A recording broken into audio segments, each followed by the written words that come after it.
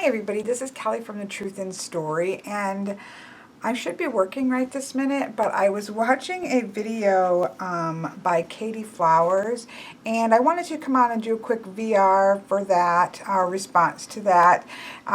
She was responding to somebody else, so if you go to I will have links to both people in the description box below so that you can click on those. But I thought it was a really good way to use things. I've done a video in the past called Journey with Grief, I think. It was quite maybe back in the fall, where I kind of free wrote with tarot cards, where I just started going through the tarot cards, and without thinking, overthinking, or over contemplating things, I just started picking cards that resonated with my journey with grief. I really liked that. It was very much that quick fire, what is resonating, and what does that have to say then when I have like that story arc out there. And so what this what Katey's video is about is that idea that she got it from Jenny Love. And so, which I thought was a fantastic idea. But the idea was,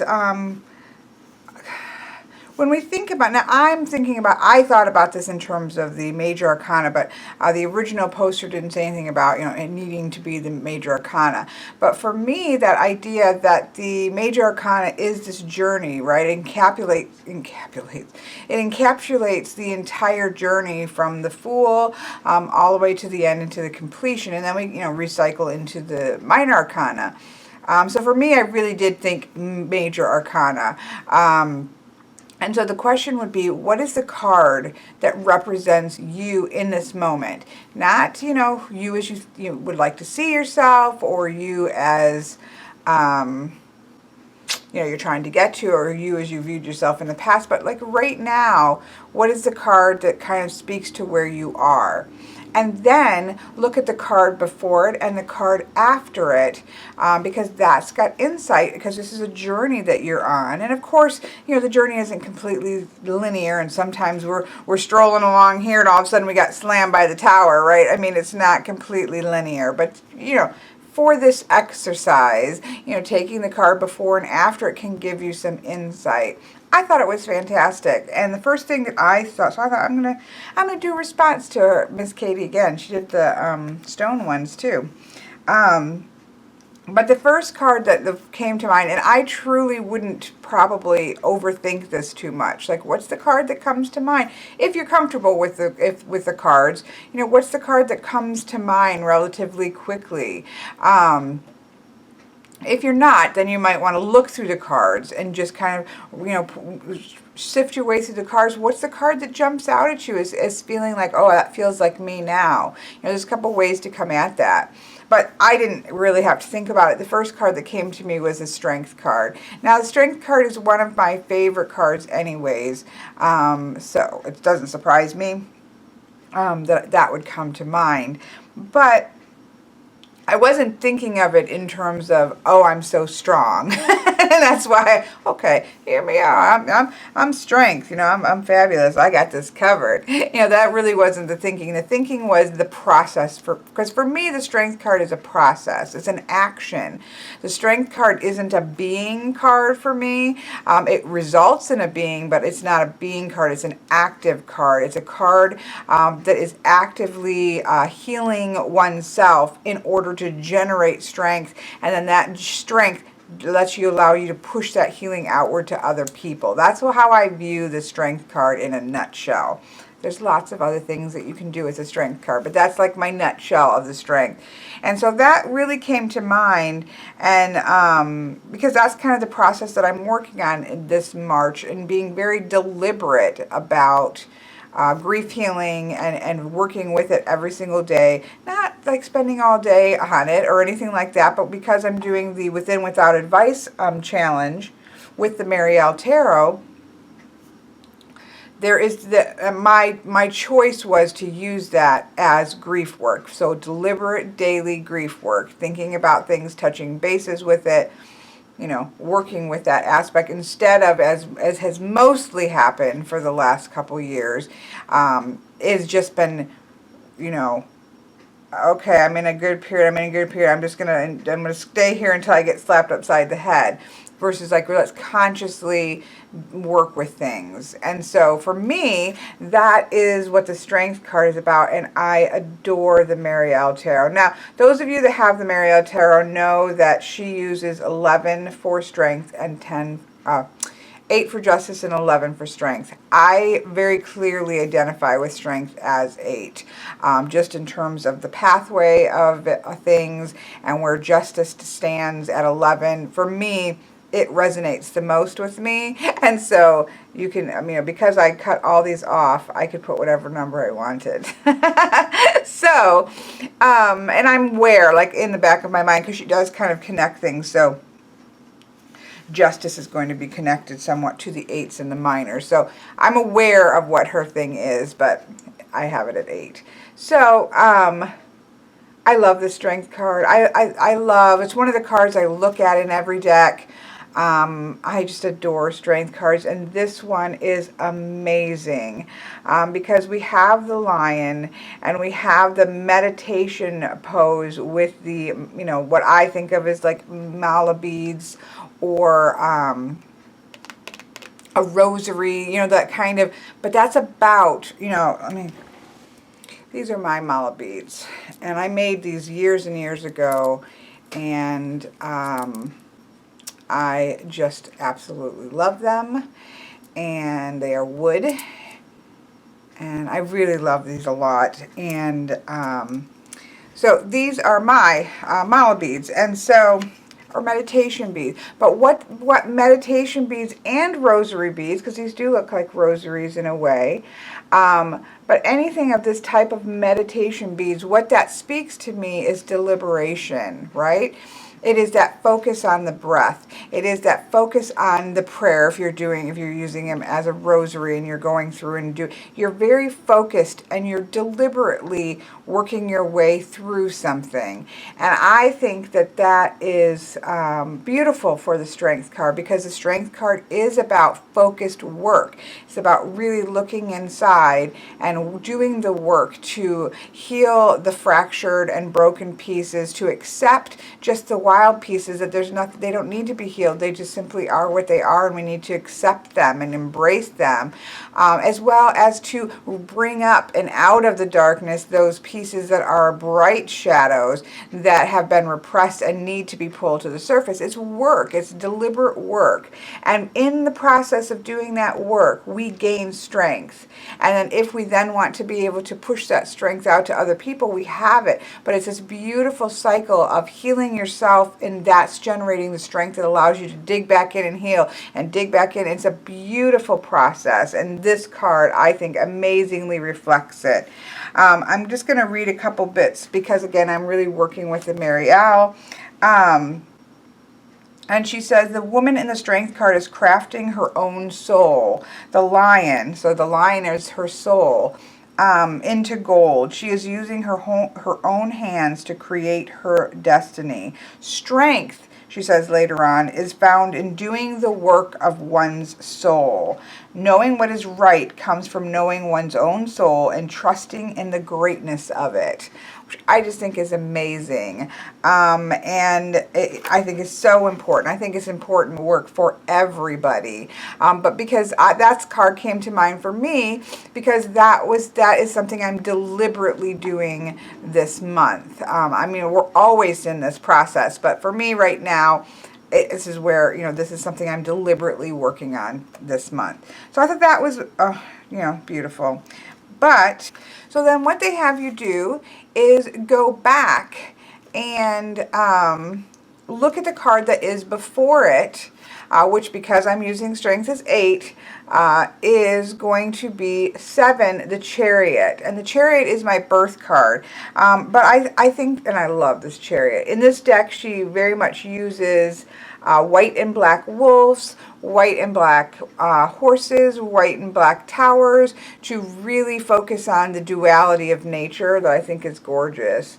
And I think this technically is supposed to be a man, but I don't see it as a man. I see it as an Inuit woman. But that's just me, a very strong woman.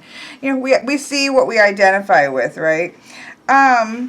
So this one was interesting and makes sense, both in a practical sense. It applies because this last year has been a huge year for me of movement. I've got the light adjusted and it's not good. It's not good. I needed more light, but it's hitting too hard and it's actually in my eyeballs. Anyways, I'm focusing. So just in a general sense, that really works as kind of what's come before, because this past year has been a year of movement, and confident movement. This has been me building my business. This has been me having decided just over a year ago, deciding what it is that I wanted to do with the rest of my life, and then going out and making it happen, and doing the work and the movement and the confidence to go out and do it. So that Chariot card actually really does apply to before and currently now. I think that's it's a continuum. We don't just, okay, this phase is ending and now life doesn't work that way. So I think that is great, and it has a quote from Goethe, which is, willing is not enough, we must do, because the Chariot is about doing and movement. It's also, she has a fantastic description of the Chariot as a metaphor for the soul, so that the Chariot must balance these, and the charioteer must balance these energies within himself or herself and drive them with great difficulty into the world of the gods, where he can hopefully glimpse the ultimate truth, even if for a moment. So I quite like that. But also then she goes on to discuss the tarot in terms of a metaphor of the Chariot card, which is quite amazing. Now in control of the chariot of your own soul, go with your free will and do your purpose in life. So yeah, I quite love this. I mean, this deck I think is worth it for the book. It's worth it for the cards, but it's also worth it for the book. So that really works. I mean, in terms of where I was coming from, and really what I'm still in the process of. I'm just in this pause moment this month where I think I'm really focusing inward, like with the Strength card. So then the card after it is the Hermit card. So that would be card number 9 for me again, because I'm using Strength as 8. And I'm going to read a little bit of a longer quote. This is by Victor Hugo, whom I adore. In each age, men of genius undertake the ascent. From below, the world follows them with their eyes. These men go up the mountain, enter the clouds, disappear, reappear. People watch them, mark them. They walk by the side of precipices, which we see a lot with the Hermit. They daringly pursue their road, see them aloft, see them in the distance. They are but black specks. On they go. The road is uneven, its difficulties constant. At each step, a wall. At each step, a trap.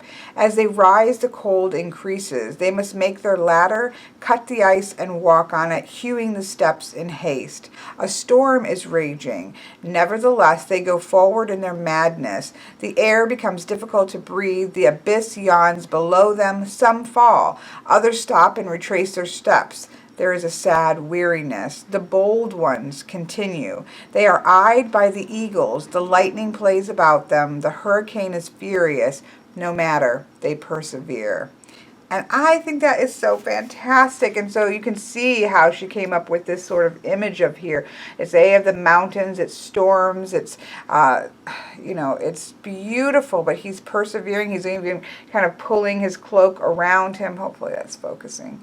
Pulling his cloak around him. But then her first 2 words are both innocence and experience, which I love. She says, like the sun, the enlightened soul shines outward, banishing the darkness as wisdom banishes as wisdom banishes ignorance. His robes are flesh pulled tightly about him, but it still can't contain it. We can see him kind of coming out of his robes in the face. You can see that energy coming out.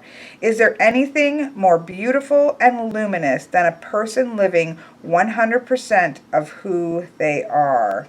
I love that. And she says, in the end, the hermit is war-torn and scarred inside and out, but he has persevered and he has carried forth the energy to a new generation so it can live on and chase their holy grails. The hermit is a piece of a sun. I just think it's fantastic. Her book is fantastic. But yes, that's what the hermit is. And so this is that progression that I see, is that when you're in the chariot moment, you're gaining confidence, you're gaining momentum, you're starting to move forward and be deliberate instead of being washed about by life.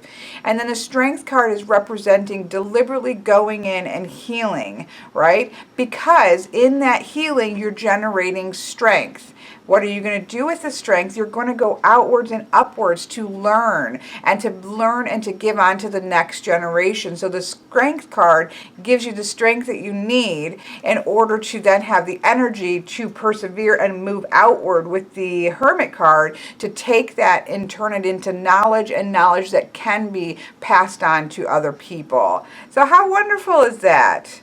I mean, you just start to see the progress of the Fool's Journey. I'm really excited this month with a mentoring that I'm doing with somebody. We're going to deliberately go through the major arcana. So you'll probably hear me talk about it quite a bit in the next month because it's going to be on my mind. But we're really going through it, not as random pull cards, but really deliberately stepping through the journey, the Fool's Journey.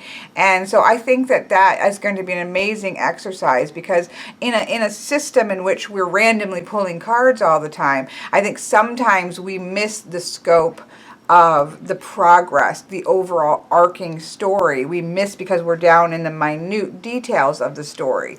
And so sometimes stepping back to look at it as an arc, I think is very knowledgeable. It's very appropriate, because it gives you a little bit more of a perspective. And so this exercise where you figure out where you are and then look to the card before and after, I think that's a beautiful check-in. And so if you're doing the within without challenge, this might be one day that you do, even today, if you haven't done yours already, to do that for your 3-card pull. That would be a beautiful way to use the within without challenge, I think. So anyways, after you do something like this, please feel free to link it to me so I make sure that I can see it. If you put a picture up on Instagram, make sure you tag me at The Truth and Story, so that I can make sure to have seen it. And make sure you go back and watch Jenny and Katey's videos. But I think this is really neat, and I think very insightful. It's something I think that can really kind of give you some flashes of insight, and that's always a good thing, right? So I just wanted to pop this up here. Have a great day.